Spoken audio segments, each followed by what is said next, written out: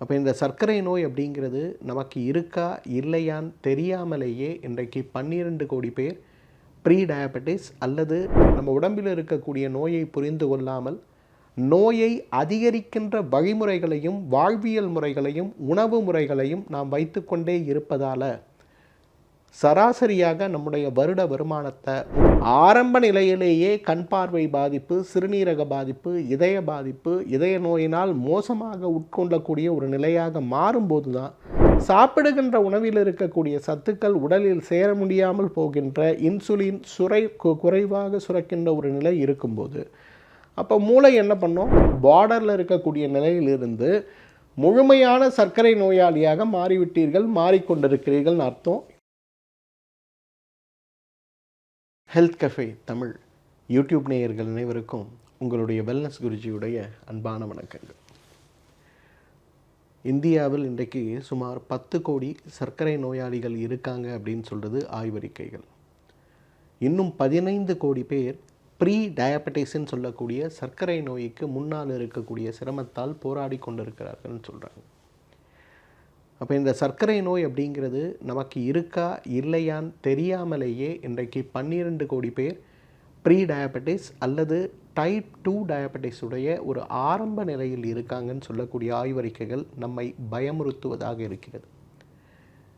இன்றைக்கு பங்களாதேஷில் நடந்த ஒரு ஆய்வறிக்கை, வருமானங்கள் அதிகமான போதும் வாழ்வியல் முறைகள் மற்றும் ஆரோக்கியம் சார்ந்த விழிப்புணர்வுகள் அதிகமான போதும் பொருளாதார ரீதியாக வளர்ச்சி அடையாமல் ஏன் அந்த நாடு பின்னோக்கி போய்கொண்டே இருக்கிறது அப்படின்னு பார்க்கும்போது, தனக்கு சர்க்கரை நோய் இருக்கிறது அப்படின்னு தெரிந்த பிறகும், இரத்த கொதிப்பு இருக்கிறது தெரிந்த பிறகும் உணவு முறையும் வாழ்வியல் முறையும் மிகப்பெரிய அளவில் மாற்றமடையாமல் வைக்கும்போது, நாம் உணவாக சாப்பிடுகின்றவை மருந்தாக நம்ம உடம்பில் இருக்கக்கூடிய நோயை தீர்க்கும் அப்படிங்கிற ஒரு எண்ணம் இல்லாமல் திரும்ப திரும்ப விட்டில் பூச்சி போல நம்ம உடம்பில் இருக்கக்கூடிய நோயை புரிந்து கொள்ளாமல் நோயை அதிகரிக்கின்ற வழிமுறைகளையும் வாழ்வியல் முறைகளையும் உணவு முறைகளையும் நாம் வைத்துக்கொண்டே இருப்பதால் சராசரியாக நம்முடைய வருட வருமானத்தை 30% வரை ஒவ்வொரு குடும்பமும் மீண்டும் மீண்டும்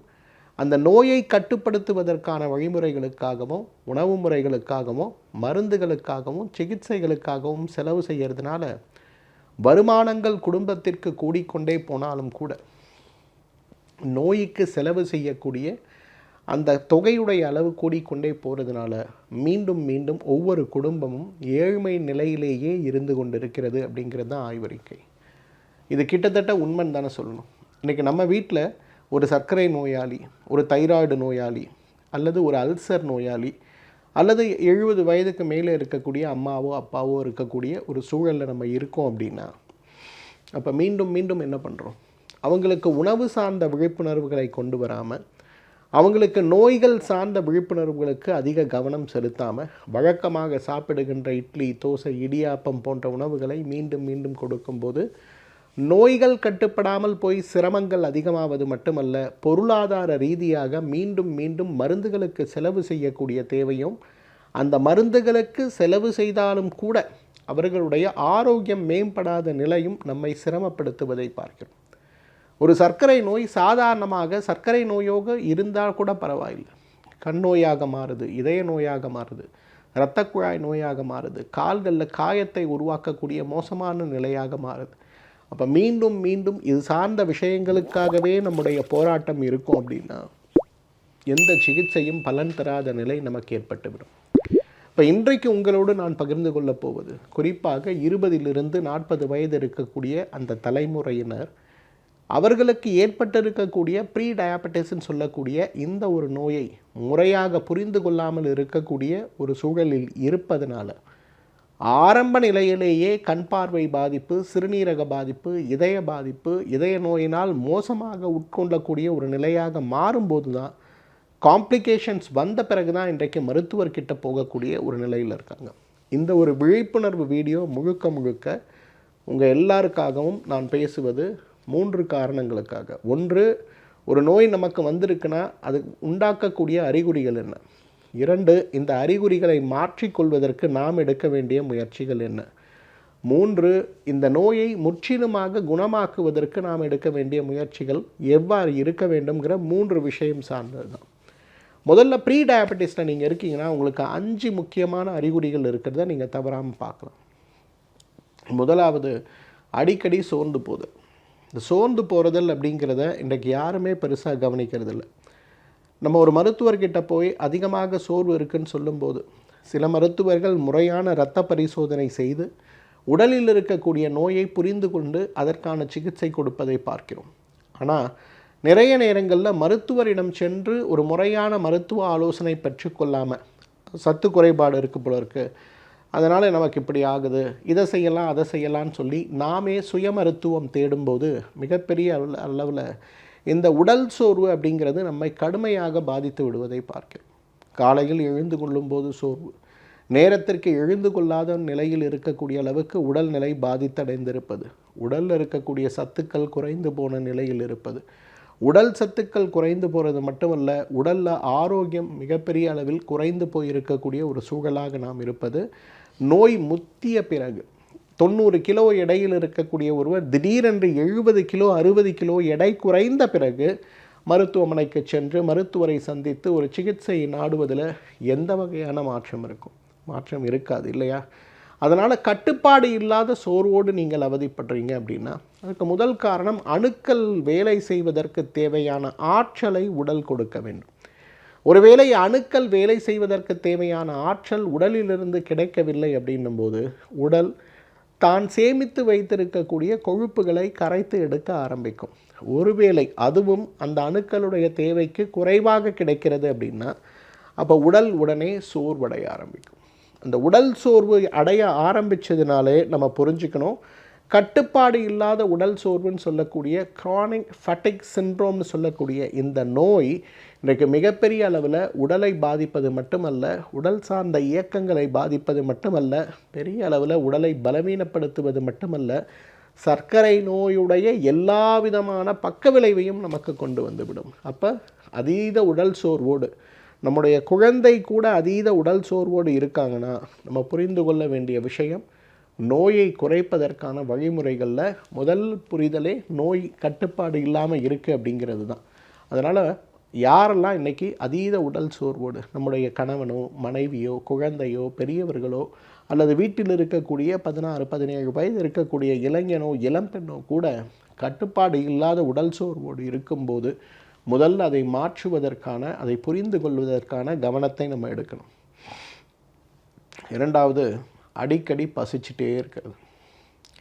இப்போ எப்படி உடல் சோர்வுக்கு காரணம் அணுக்களுக்கு தேவையான ஆற்றல் உடலிலிருந்து கிடைக்காததுனால, உணவிலிருந்து கிடைக்காததுனால உடலுடைய அணுக்கள் கொஞ்சம் கொஞ்சமாக சோர்வடைய ஆரம்பிக்கிறதோ, அதே போல் அடிக்கடி பசிக்கின்ற ஒரு தேவை. ஒரு 8 மணிக்கு 2 இட்லி சாப்பிட்ருப்போம், திருப்பி 10 மணி ஆகும்போது படபடன்னு வந்துடும், உடனே ஏதாவது ஒரு காஃபியோ பிஸ்கெட்டோ சாப்பிடணும். திருப்பி 2 மணி ஆகும்போது, திருப்பி 4 மணி ஆகும்போது அப்போ நம்ம யோசிப்போம், ஏன் எனக்கு அடிக்கடி பசிக்குது? அல்சர் நோயாக இருக்குமா? உடலில் வேறு பாதிப்புகள் இருக்குமா? திரும்ப திரும்ப தேடிக்கிட்டே இருப்போம். அப்போ என்ன அப்படின்னு பார்த்தோம்னா கடைசியில் எவ்வாறு உடலுக்கு தேவையான ஆற்றல் உணவிலிருந்து கிடைக்காமல் போகிறதோ அதனுடைய நீட்சியாக சாப்பிடுகின்ற உணவில் இருக்கக்கூடிய சத்துக்கள் உடலில் சேர முடியாமல் போகின்ற இன்சுலின் குறைவாக சுரக்கின்ற ஒரு நிலை இருக்கும்போது அப்போ மூளை என்ன பண்ணோம், தேவையான ஆற்றல் கிடைக்கல, மீண்டும் சாப்பிட வைக்கணும், மீண்டும் சாப்பிட வைக்கணும், இது பின்னாடியே ஓடிக்கொண்டே இருப்பதை நம்ம பார்க்க வேண்டும். அப்போ உடல்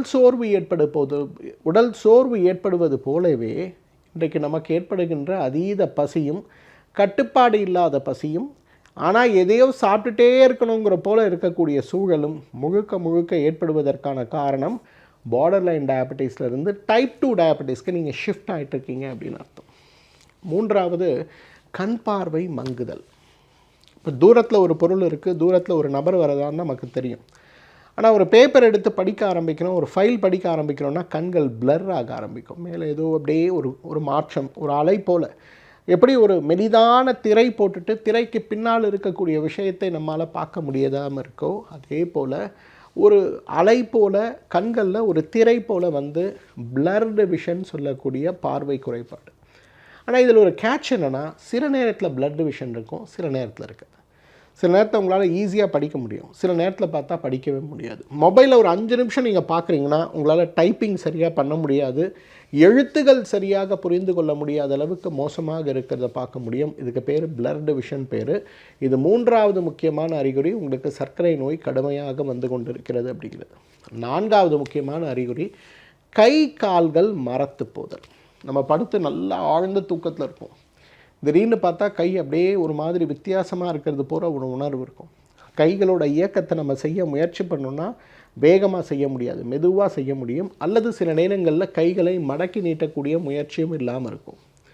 இந்த மாதிரி ஏற்படும் போது B12 சத்து குறைபாடாக இருக்குமா, கழுத்திலிருந்து கைக்கு வரக்கூடிய நரம்புகள் பலவீனமாக இருக்குமா, அப்போ என்ன செய்தால் இது தீரும் சொல்லி விட்டமின் மாத்திரைகளை தேடி போகும். விட்டமின் மாத்திரைகளையும் ஊசிகளையும் என்னென்னமோ போட்டு பார்ப்போம்.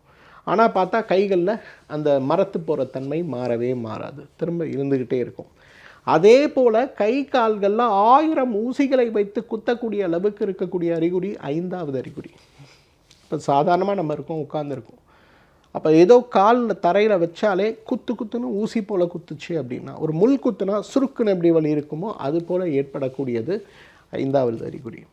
நல்லா ஞாபகம் வச்சுங்க, இந்த 5 அறிகுறிகளில் ஏதாவது 3 உங்களுக்கு இருந்தால் கூட நீங்கள் புரிஞ்சுக்கணும் நீங்கள் டைப் 2 டயபெட்டிஸில் இருக்கீங்க, அல்லது உங்களுக்கு ப்ரீ டயபெட்டிஸ் வந்து டைப் 2 டயபெட்டிஸ்க்கு மூவ் ஆகிட்டுருக்கீங்க அப்படிங்கிறது. ஏன்னா இன்றைக்கு நம்மில் நிறைய பேர் நோய்களை புரிந்து கொள்ளாமல் இருக்கிறதுனால தான் நோயோடு போராடி கொண்டு இருக்கிறோம். அப்போ நான் சொன்ன 5 அறிகுறிகளில் 3 இருந்தால் கூட நீங்கள் ப்ரீ டயபெட்டிஸ்லேருந்து டைப் 2 டயபெட்டிஸ், ஒரு சர்க்கரை நோய் பார்டரில் இருக்கக்கூடிய நிலையிலிருந்து முழுமையான சர்க்கரை நோயாளியாக மாறிவிட்டீர்கள், மாறிக்கொண்டிருக்கிறீர்கள்னு அர்த்தம். இந்த இடத்துல இதை குறைப்பதற்கு, குணப்படுத்துவதற்கு முயற்சி செய்யணும். சரிங்க சார், நீங்கள் சொல்கிற மாதிரி எனக்கு ப்ரீ டயபெட்டிஸ் வந்து நான் டைப் 2க்கு மாறுறேன், அப்போ நான் எப்படி இதை கண்ட்ரோல் பண்ணுறது, எப்படி குணப்படுத்துறது? 5 விஷயங்கள் நீங்கள் பண்ணால் போதும். நம்பர் 1, எண்ணெய் குளியல். இந்த எண்ணெய் குளியல் நீங்கள் செய்யும்போது உடலில் இருக்கக்கூடிய இன்சுலின் ரெசிஸ்டன்ஸ் குறைய ஆரம்பிக்கும் போது மிகப்பெரிய அளவில் உங்கள் உடம்பில் இருக்கக்கூடிய அந்த இன்சுலின் அப்சார்ப்ஷன் கெப்பாசிட்டி அதிகமாகும் போது, இன்சுலின் நல்லாவே சுரக்குது, நம்ம உடம்பால் அதை புரிந்து கொள்ள முடியவில்லை, உபயோகப்படுத்தி கொள்ள முடியவில்லைங்கிற ஒரு நிலை மாற்றமடைய ஆரம்பிக்கும் போது உங்களோட இயக்கங்கள் சீராகி விடுவதை பார்க்க முடியும். ஸோ ஃபஸ்ட்டு நீங்கள் செய்ய வேண்டியது எண்ணெய் குளியல். என்னோட ஆல் டைம் ஃபேவரட், நான் எப்போவுமே சொல்லி கொடுக்கறது, உடல் முழுவதும் விளக்கெண்ணெய் தடவுங்க, தலைக்கு நல்லெண்ணெய் தடவுங்க. பெண்கள் செவ்வாய் வெள்ளிக்கிழமையும், ஆண்கள் புதன் சனிக்கிழமையும் தடவுங்க. வாரத்தில் 2 நாள் எண்ணெய் தேய்த்து குளிக்கக்கூடிய ஒரு சிறு பழக்க மாற்றம் உங்களுக்குள்ள மிகப்பெரிய அளவு ஆற்றலை கொண்டு வந்து விடுவதை பார்க்க முடியும். Pre diabetes to type 2 diabetes போகாமல் இருக்கிறதுக்கு இந்த எண்ணெய் குளியல் ஃபஸ்ட்டு சிம்பிள் சொல்யூஷன். 2வது, வெந்நீர் குடிங்க. பொதுவாக நிறைய வீடியோக்களில் நான் சொல்லியிருக்கேன், காலையில் எழுந்த உடனே ஒரு 300 மில்லி சூடாக ஒரு கிளாஸ் வெந்நீர் குடிங்க. அடுத்த 3 மணி நேரத்திற்கு ஒரு முறை மீண்டும் வெந்நீரை குடிக்க ஆரம்பிங்க. இதை செய்யும்போது என்ன ஆகும், உடலுடைய ஆற்றல் அதிகமாகும். உடலுடைய ஆற்றல் அதிகமாகும் போது இன்சுலின் உடலுக்குள் முழுமையாக அணுக்களால் உறிஞ்சு கொள்ளப்படும். இன்சுலின் முழுமையாக அணுக்களால் உறிந்து கொள்ளப்படும் போது இரத்தத்தில் தேவையற்று இருக்கக்கூடிய சர்க்கரை நோயுடைய தீவிரம் குறைய ஆரம்பிக்கும். ஸோ முதல்ல எண்ணெய் தேய்ச்சி குளிக்கிறது நம்மளே பண்ணுறது தான். 2வது, காலையில் எழுந்த உடனே குடிக்கின்ற 300 மில்லி வெந்நீர் பெரும் மாற்றத்தை கொடுக்கும். 3வது, கழிவு நீக்கம்ங்க. இன்றைக்கி பெரும்பாலும் நம்ம உடம்பில் இன்சுலின் ரெசிஸ்டன்ஸ் ஏற்படுவதற்கு அடிப்படை காரணமே நம்ம உடம்பில் இருக்கக்கூடிய கழிவுகள் தான். இரத்தத்தில் தெரிந்தோ தெரியாமலோ வேலை செய்யாமல், முழுமையாக உருவாகாமல், வெளியேற்ற வேண்டிய அணுக்கள் வெளியேறாமல் உடலுக்குள்ளேயே இருந்து, கொழுப்பு சத்துக்கள் உடலுக்குள்ளேயே இருந்து சிரமப்படுத்துகின்ற ஒரு நோய்க்கு தான் கழிவு தேக்க நோயின் பேர். ஆமம்னு சொல்லுவோம் தமிழில். மூட்டு நோய்களிலிருந்து, முடக்குவாதத்திலிருந்து, புற்றுநோயிலிருந்து, சர்க்கரை நோய் வரை ஒரு மனிதனுக்கு ஏற்படுவதற்கு காரணம் இந்த ஆமம் தான். அப்போ இந்த ஆமத்தை முழுமையாக வெளியேற்றினா உடம்பில் இருக்கக்கூடிய insulin resistance, thyroid resistance, leptin resistance சொல்லக்கூடிய 3 விஷயங்கள் உடலை விட்டு போகும்போது உடலுடைய ஆரோக்கியம் மேம்படும். ஸோ 3வது நம்ம செய்ய வேண்டியது கழிவு நீக்கம். கழிவு நீக்கம்னா என்ன செய்யலாம்?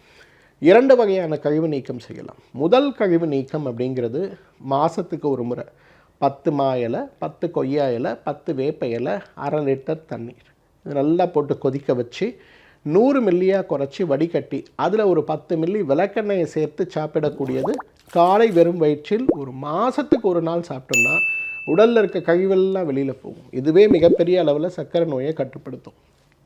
இது கூட இன்னொன்று ராஜபேதின்னு சொல்லுவோம். உச்சந்தலையிலிருந்து உள்ளங்கால் வரை இருக்கக்கூடிய அத்தனை கழிவுகளையும் வெளியேற்றக்கூடியது. பொதுவாக என்னோடய ஃபேவரட்டுன்னு சொல்லுவோம், ஸ்னேகபானம் அப்படின்னு சொல்லுவோம். முதல் நாள் 30 மில்லி, அடுத்து 45, அடுத்து 60, அடுத்து 75, 5ஆம் நாள் 90, 6ஆம் நாள் 105 மில்லி இருக்கக்கூடிய இந்த நெய் மருந்துகளை சாப்பிட்டு 7ஆவது நாள் காலையில் பேதிக்கு மருந்து எடுத்து உடலின் கழிவை நீக்கக்கூடிய, முழுமையான கழிவை நீக்கக்கூடிய ஒரு ட்ரீட்மெண்ட் பண்ணோன்னா இன்சுலின் ரெசிஸ்டன்ஸ் குறைஞ்சி போகிறது மட்டும் இல்லை, உடலில் இருக்கக்கூடிய ஈரல் செயல்பாடுகள் வரை மாறிப்போவதை பார்க்க முடியும். 4வது நல்ல தூக்கங்க. யாரெல்லாம் ஒரு நாளைக்கு 6 மணி நேரம் தூங்குறீங்களோ உங்களுக்கு ப்ரீ டயபெட்டிஸும் வராது, டயபெட்டிஸும் வராது. ஆனால் இந்த 6 மணி நேரம் தூக்கங்கிறது டீப் ஸ்லீப்பாக இருக்கணும். சும்மா நானும் போய் கட்டிலில் படுத்தேன்னு பற்றி முகல் பார்த்துட்டுருக்கூடாது. படுத்தாலே ஆழ்ந்த தூக்கத்திற்குள்ளே போகக்கூடிய ஒரு முயற்சிங்கிறது இன்றைக்கு சர்க்கரை நோயை கட்டுப்படுத்த, டைப் 2 நோயை கட்டுப்படுத்த, ப்ரீ டயபெட்டிஸ் டு டைப் 2 ஷிஃப்ட்டை கட்டுப்படுத்த மிகச்சிறந்த மருந்துன்னு சொல்லலாம். ஃபைனல் என்னோடய ஃபேவரெட்டு மெஹனில் சூரணம். இன்றைக்கு முதல் 4 விஷயங்கள் நம் வாழ்வியல் முறையில் நம்முடைய ஆரோக்கியத்திற்காக நாம் எடுக்க வேண்டிய முயற்சிகள். ஒருவேளை உங்களுக்கு அதை செய்கிறது கஷ்டம், எனக்கு இந்த மாதிரி பண்ணுறதுக்கு டைம் இல்லை, என்னோடய லைஃப் ஸ்டைல் ஒத்துழைக்கலை அப்படின்னு நினச்சிங்கன்னா 100 நாட்களுக்கு மெஹனில் சூரணம்னு சொல்லக்கூடிய பொடியை 1 டேபிள் ஸ்பூன் காலையில், 1 டேபிள் ஸ்பூன் ராத்திரி தூங்கிறதுக்கு முன்னாடி தொடர்ந்து சாப்பிடணும். அந்த மாதிரி சாப்பிடும்போது இன்சுலின் ரெசிஸ்டன்ஸ் குறையும், திசுக்களில் இன்சுலின் மூலமாக சத்துக்கள் முழுமையாக அப்சர்வ் ஆகும், உடலில் அந்த தேவையான சத்துக்கள் உடலில் ஸ்டோரேஜாக சேர்க்கப்படும் போது உடலுடைய ஆரோக்கியமும் பெரிய அளவில் மாறுபட்டு இருக்கிறத நம்ம பார்க்க முடியும். ஸோ எண்ணெய் குளியல் ரொம்ப முக்கியமானது, வெந்நீர் குடிப்பது ரொம்ப முக்கியமானது, தூக்கம் அதை விட முக்கியமானது, உடல் கழிவு நீக்கம் ரொம்ப முக்கியம். இந்த 4 விஷயமும் யார் பண்ண முடியாதுன்னு நினைக்கிறீங்களோ நீங்கள் மெஹனில் சூரணத்தை சாப்பிடுங்க. ப்ரீ டயபெட்டிஸ் நிலையில் இருந்தாலும் கூட ஆவரேஜ் பிளட் சுகர் 6.1லிருந்து 6.5 வரையிலும் இருந்தாலும் கூட, fasting blood sugar 130, post prandial blood sugar 170ன்னு இருந்தாலும் கூட, சிறுநீரில் சாப்பிட்றதுக்கு முன்னாடி சர்க்கரை போல், சாப்பிட்ட பிறகு சர்க்கரை போல் அப்படிங்கிற நிலையில் இருந்தாலும் கூட நீங்கள் செய்ய வேண்டிய முயற்சி, முழுமையான முயற்சி, இந்த 4 விஷயங்களை செஞ்சுட்டு முடிஞ்சால் மெஹனில் சூர்ணத்தை சேர்த்துக்குங்க. பெரிய மாற்றம் உடலில் ஏற்படுவதை பார்க்க முடியும். இன்றைக்கு நோய் உடலில் ஏற்படும் போது அந்த நோயை புரிந்து கொண்டு அந்த நோய் முழுமை பெற்ற நோயாக மாறாமல், பக்க விளைவை ஏற்படுத்தக்கூடிய நோயாக மாறாமல் நம்முடைய ஆரோக்கியத்தை மேம்படுத்தி கொள்வது நம்முடைய கடமை. ஆரோக்கியம் அப்படிங்கிறது ஒரு பிறப்பு உரிமை அப்படிங்கிறத நம்ம நினச்சி முறையான புரிதலோடு நோயை அணுகணுன்னா, பூர்வ ரூபம் சொல்லக்கூடிய ப்ரிமானிட்டரி சிம்டம்ஸ் இருக்கக்கூடிய நிலையிலேயே நோயை தடுத்து உடலை காப்பாற்றி கொள்வது சாத்தியமான விஷயம்தான்.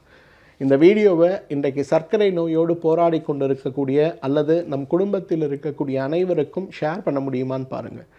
பொதுவாக டீச்சர்ஸ் இன்றைக்கி நிறைய பேர் உங்களுடைய பள்ளிக்கூடத்தில் டிஜிட்டல் ஸ்க்ரீன் இருக்கிறத பார்க்குறீங்க. முடிஞ்சால் இந்த வீடியோவை போட்டு இந்த குழந்தைகளுக்கு, அதுவும் குறிப்பாக சர்க்கரை நோய் சார்ந்த விழிப்புணர்வாக இருக்கக்கூடிய இந்த வீடியோவை போட்டு காட்டி அவர்களுக்கான நாலேஜை அதிகப்படுத்த முடியுமான்னு பாருங்கள். ஏதாவது சந்தேகம் இருக்குன்னா இந்த வீடியோவோட கமெண்ட் செக்ஷனில் கேளுங்க. எனக்கு நேரம் அளிக்கும் போது அவசியம் அதற்கான பதிலை எழுதுகிறேன், அல்லது அந்த பதிலுக்கான இன்னொரு வீடியோ உங்களோடு பகிர்ந்து கொள்ள முடியுமான்னு பார்க்குறேன். எவ்வளோ ஷேர் பண்ணுறீங்கன்னு பார்க்கலாம், எவ்வளோ பேர் கமெண்ட் பண்ணுறீங்கன்னு பார்ப்போம். மீண்டும் சந்திப்போம். நன்றி, வணக்கம். இந்த வீடியோ உங்களுக்கு பிடிச்சிருந்தா லைக் பண்ணுங்க, ஷேர் பண்ணுங்க, கமெண்ட் பண்ணுங்க. மறக்காம ஹெல்த் கஃபே தமிழ் சேனலை சப்ஸ்கிரைப் பண்ணிட்டு பெல் பட்டனை கிளிக் பண்ணிடுங்க.